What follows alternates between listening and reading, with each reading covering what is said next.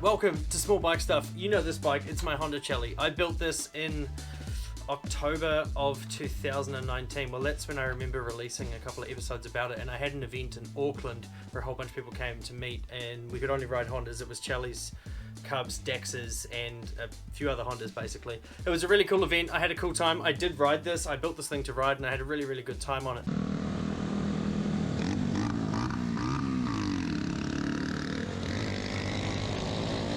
But eventually the rear end started having some problems, and on top of that the engine, which I'll go get. Yeah, this is actually the engine right here. It's not that one there. That one there's a life fan that I was gifted by a good friend of mine, Mr. Andrew, who you know, and it was to replace this for a while so I could get this sorted, because this thing's been slipping out of fourth gear really, really badly.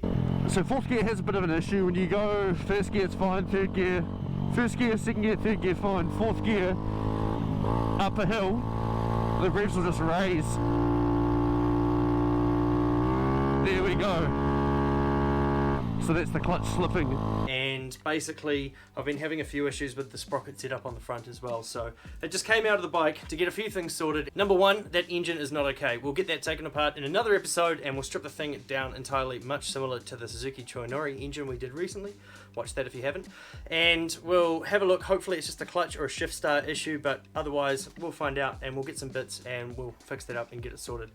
This here, my rear end, we'll go into a bit more detail about this soon, but it's not okay. The spacer set up to accommodate the wide wheel and fitment with the front sprocket is just really not doing okay. I got it fixed properly, and then I kind of worked my own magic and ruined it again. So I've got to get this thing looked at, and Kaz has had a look at it with me before, but we haven't really got it all down pat. Alright, so we need to sort out the front end.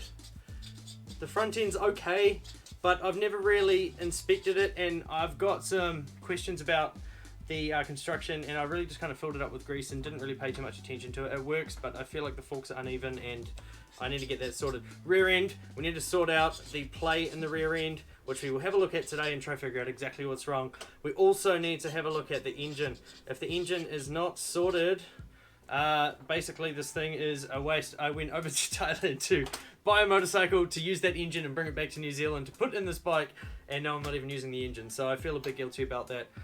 To my past self, I need to get that thing sorted and put back into the bike. The other thing, wiring's basically okay. I've broken my switch block, so I need to get some wiring stuff sorted, and really that's about it. Apart from that, I need to ride the thing. Hopefully we can get all of these things sorted in the next couple of months. By then it'll be winter in New Zealand, but who cares? I'll ride this thing anyway.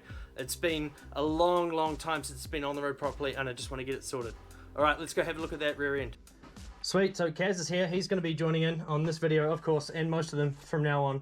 And we are going to take the rear end off and have a look. So basically, you can see with this camera I've got in my hand that, you have a look at this as well, Kaz. I tried to drill and tap the holes, but I think I didn't really do it perfectly on center. So you see how one of them's possibly not tight, and it's causing it to have a bit of a gap here, so it's not really actually spinning on center. Not sitting flush with that face. Yeah.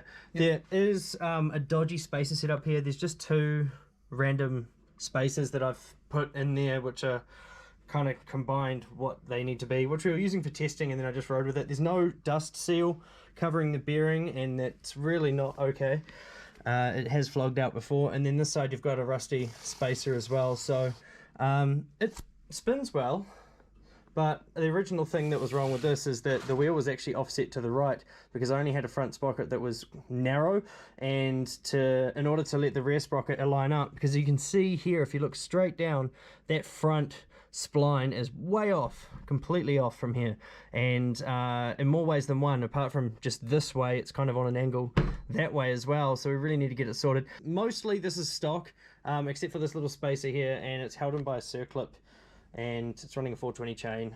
I guess that's all the details everyone needs to know. So on my axle adjusters, I guess you'd call them, I always run a lock nut, always, as well as a normal nut, because I've had these come off. I had one of these come off while I was in Southeast Asia riding a Honda Wave in the middle of nowhere. We made it, what, not even 100k.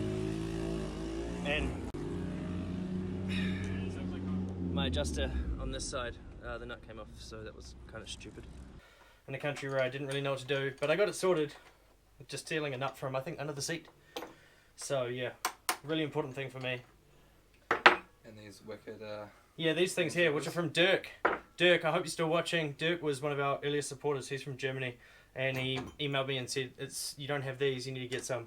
These are the little things you can see down here that are meant to be protecting the paint. The problem is I used them way after I'd started building the bike, so I'd already ruined the paint, but still use them now. Let's get that lifted out. Trying to catch all the air spaces. Yeah, sweet. There we go. That's it. I didn't disconnect the brake rod arm.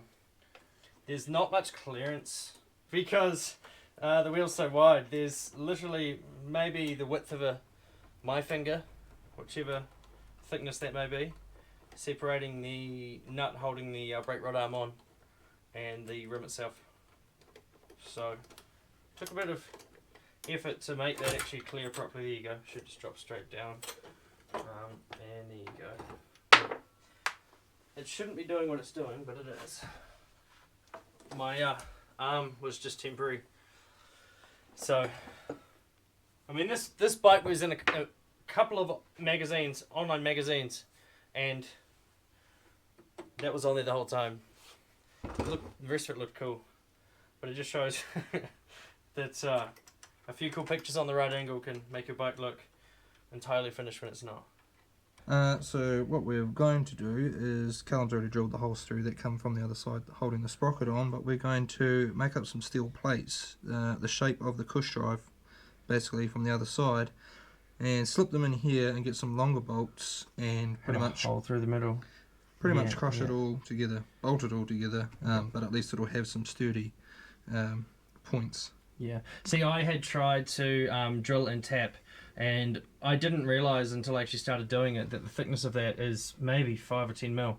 There's nothing to create a thread, maybe 1.5 threads. Yeah. So it's not going to work. So that was a bit of an amateur mistake from me. On the front here, they held them with a circlip, which you can kind of see up in the corner there. It's kind of held there now, but I've bolted it off center. So before this was here, I could literally just move this left and right, probably with about 10 or 15 mil play. So obviously that caused the chain to kind of eat the sprocket and the chain to eat itself. But that's what we're going to sort out.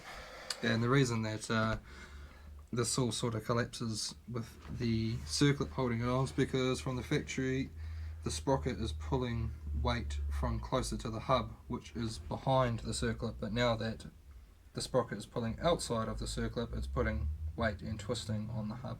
Interesting. I never even thought of it like that. First go. It's like easier than any time I've ever used circuit pliers in my life. Until now, where it just doesn't come out at all. Okay, so I'll get this camera again. This is the spacer. And as you can see there, 2 of the holders, the rubber cush drives have fallen out.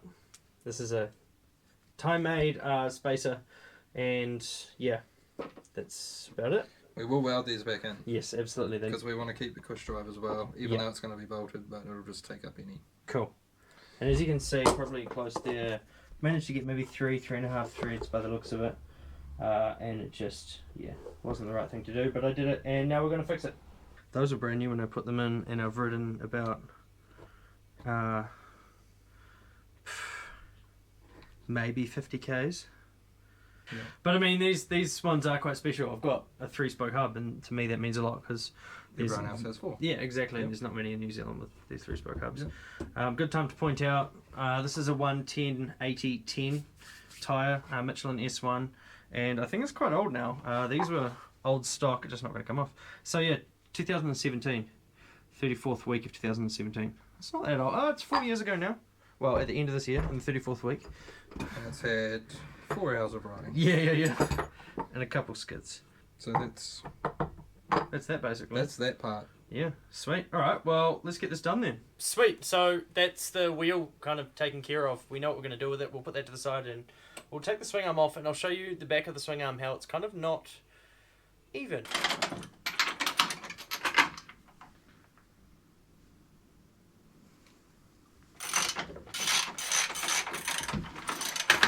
Hey, has anyone noticed the t-shirt I'm wearing? I did. It's got your bike on the back. Thanks, Kaz. I can always count on you. This should just pop out. Sweet. Alright, so this is the swing arm, and as you kind of probably can see if we put it that way, this end is shorter than that end. And that's because this has been heated up and just kind of forced out and around. I think it's 8mm. I'll just grab. Anyway, sweet. So yeah, the swing arm, it's been interesting. I had to get this as one thing that I had to get modified. As you can kind of see the weld there.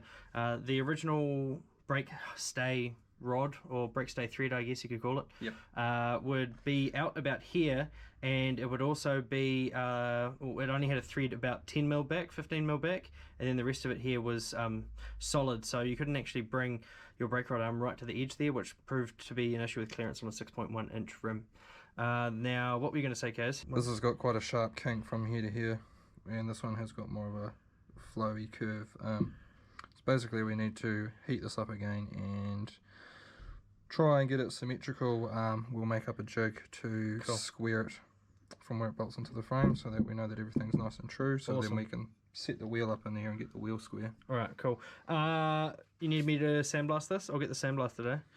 You can do, or we can do that after. Yeah. Doesn't matter. It's going to burn some paint off, but it needs to be redone anyway, so Yeah. doesn't matter. Alright, so I'm going to get under here. Hey, how's it going? This is probably a terrible angle, but I've got to go get some stuff done to this. We're going to heat this up, bend this, and we're going to sort out the hub on the back end, as you can see maybe over there, and if you can't, I'll show you. It's just behind me over here. We'll get that sorted, we'll get the swing arm sorted, and hopefully when we bolt it back together there'll be no issues. And yeah, we'll go for the engine from there. And that's about it. Thanks for watching, and stay tuned for next week where we do more probably like this on fire. See you later.